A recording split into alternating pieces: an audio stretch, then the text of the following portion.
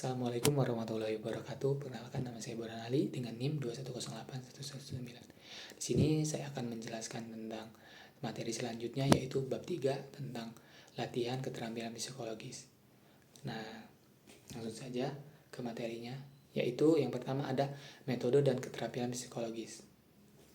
Para atlet dan atlet sering memaknai sama tentang metode dengan keterampilan psikologis. Padahal kedua istilah ini satu sama lain sangat berbeda. Istilah metode bisa dipadankan dengan teknik atau strategi yang digunakan untuk melatih. Mau melatih keterampilan psikologis atau sebagainya.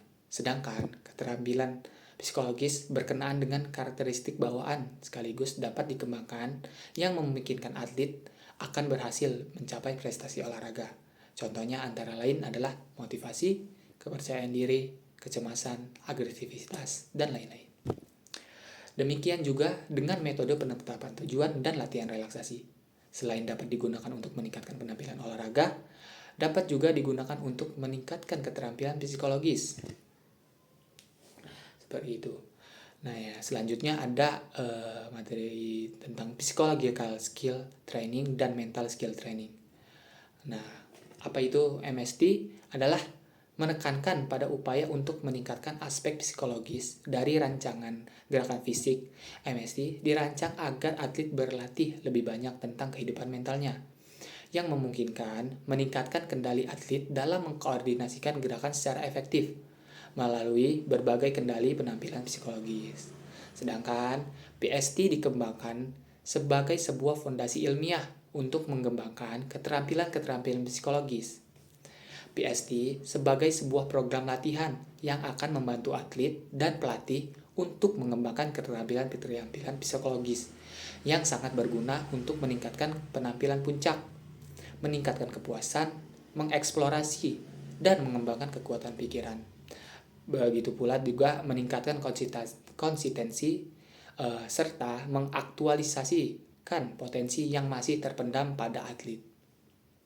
Jadi bisa kita sebut pada dasarnya pengertian ini menegaskan PST sebagai program latihan untuk mengembangkan keterampilan-keterampilan psikologis.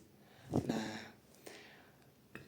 jadi ada 3 karakteristik tuh tentang memahami latihan keterampilan psikologis. Nah, yang pertama, latihan keterampilan psikologis adalah sebuah program latihan yang sistematis. Artinya, latihan keterampilan psikologis bukan sebuah quick fix program atau instant solving program, melainkan program yang perlu dirancang secara konseptual, metodis, dan kontinuasi. Nah, yang kedua, PST bersifat komprehensif, artinya merupakan teknik atau strategi belajar untuk mengembangkan sejumlah keterampilan psikologis. PST adalah alat kognitif yang digunakan secara sistematif untuk mengelola proses berpikir yang berkaitan dengan penguasaan pengetahuan dan keterampilan. Dan yang ketiga, orientasi ketujuan PST pada pengembangan sejumlah keterampilan psikologis. Masuk ke materi selanjutnya ada urgensi dan efektivitas dari PST. Urgensi PST. Yang pertama itu ada rendahnya pengetahuan dan pemahaman.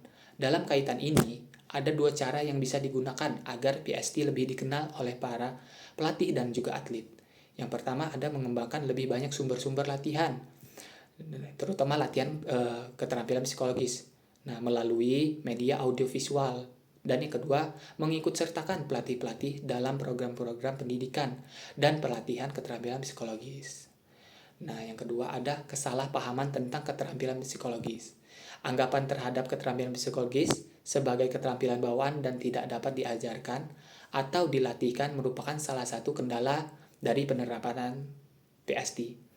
Dalam pelatihan olahraga, padahal seperti halnya keterampilan fisik, keterampilan psikologis dapat diajarkan dan dikembangkan, bergantung kepada pengalaman yang diperoleh dalam kehidupannya. Nah, yang ketiga adanya terbatasnya waktu yang tersedia. Dikatakan oleh para pelatih bahwa atlet memiliki waktu yang cukup untuk melakukan latihan fisik dan teknik. Tetapi, waktu tersedia untuk melatih keterampilan psikologis sangat terbatas. Efektivitas psikologi skill training program PST juga memberikan pengaruh positif. Program PST terbukti dapat meningkatkan penguasaan keterampilan atlet pemula. Nah, dan juga dapat membantu mengurangi kecemasan, memperbaiki pengendalian perhatian diri, dan meningkatkan afirmasi diri. Nah, materi selanjutnya adalah psychological skill training dan self-regulation learning. Nah, pengertian dan urgensi dari self-regulation learning. SLR merupakan suatu kegiatan belajar atau berlatih yang melibatkan aspek metakognisi, motivasi, dan perilaku. Keterlibatan aspek metakognisi terjadi dalam bentuk perbuatan perencanaan dalam tujuan dan strategi kegiatan belajar. Pemantauan kegiatan belajar dan evaluasi terhadap kegiatan belajar yang telah dilaksanakan. Model struktur faktor self-regulated learning (SLR) merupakan suatu kegiatan berlatih yang melibatkan aspek metakognisi, motivasi, dan perilaku sebagai sebuah strategi belajar. SLR merupakan rencana tindakan yang menggambarkan apa yang terjadi dalam proses pembelajaran. Nah, ada juga sejumlah instrumen nih yang lain dan dikembangkan untuk mengukur keterampilan psikologis yang digunakan oleh para atlet tersebut. Nah, antara lain adalah Psychological Skill Inventory for Sport, Athletic Coping Skill Inventory, dan Test of Performance Strategies. Dan motivasi berprestasi, kepercayaan diri Test of Attentional and Interpersonal, terus Sport Anxiety Scale, Trade State Confidence Inventory, dan lain-lain. PST dapat pula diukur dengan menggunakan teknik wawancara dan observasi. Nah, ada 4 tahapan tuh dalam program PST, yaitu yang pertama ada tahap pendidikan, yang kedua ada tahap penguasaan, dan yang ketiga ada tahap evaluasi, dan terakhir yang keempat ada tahap evaluasi. Nah, begitu teman-teman. Mungkin cukup sekian yang bisa saya sampaikan tentang materi ini.